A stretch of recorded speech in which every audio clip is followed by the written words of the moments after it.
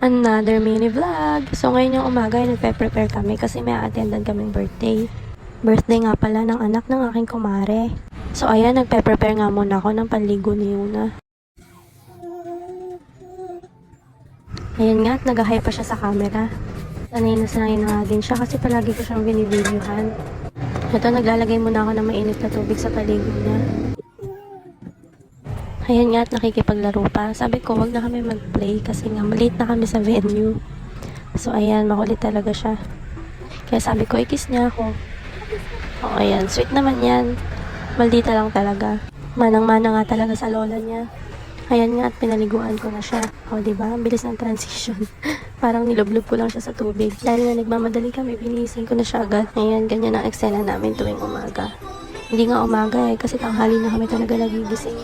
Ayan nga, at gusto niya pa magpalagay ng pabango. Pero nilagyan ko muna siya ng ribbon. Pero ayaw niya talaga ng ganyan, kaya inaalis niya. Ayan, okay tama naman. Ang lantod. Oh, may papabango pa siya. Ayan, nagbago nga pala yung damit niya dyan kasi bago kami umalis, nagplay pa siya. Ayan, on the way na kami sa venue. O, diba? For the haggard ang person. At dito na nga kami sa Jollibee. Ayan ang birthday celebrant, si Adi. Ang dami ring bisita. Pero late na kami nung dumating, nag-i-start na sila. Ito naman ang batang makulit. O, pa-cute pa siya dyan. O, beautiful eyes. Nauna na nga siyang kumain, nagutom na siya. Ayan, dumidedi na siya. Pagkatapos nga nilang magpalaro, ay nag-start na rin ang kainan. Kaya ayan, panoorin niya muna kami kumain.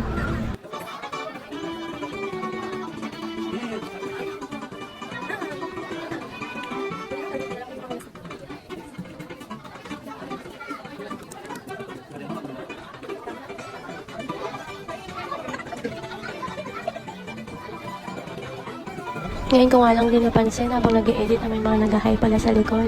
So, shoutout sa'yo, Ate Raisin at sa friend mo. Ayan nga, enjoy na enjoy si Yuna habang kumakain.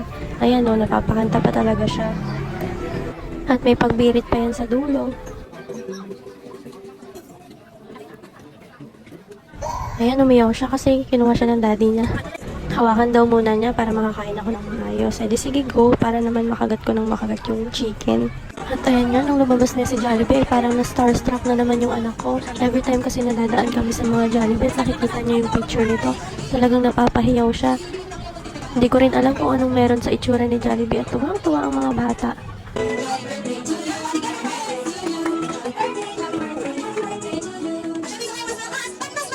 Happy birthday.